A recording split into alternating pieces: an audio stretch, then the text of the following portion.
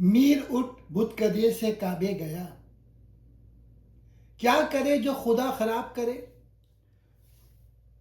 میر کہہ رہے ہیں کہ میں نے محبوب کی گلی چھوڑ کر عبادت کی راہ اختیار کی، اور یہ اس وجہ سے کی کہ اللہ تعالیٰ ہی دل میں عشق کی آگ لگاتے ہیں، تو وہ اس سے کیسے بچ سکتا ہے۔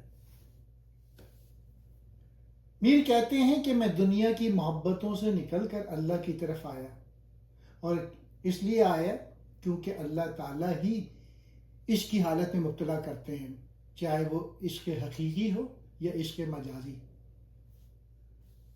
بت کدے، محبوب کی گلی، عشق مجازی، دنیاوی محبت، کعبہ، عبادت، دین کی طرف رجوع۔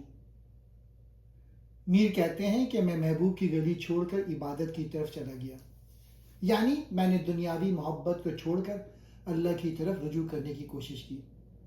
لیکن دوسرے مصرعے میں ایک طنزیہ اور درد بھرا انداز بھی ہے۔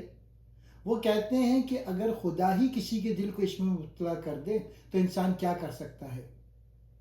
یعنی انسان چاہے جتنا بھی زاہد بننے کی کوشش کرے، اگر دل میں عشق کی آگ ہو تو اسے چین سے نہیں بیٹھنے دیتی۔ اس شعر میں میر نے انسان کی بے بسی اور تقدیر کی طرف اشارہ کیا ہے۔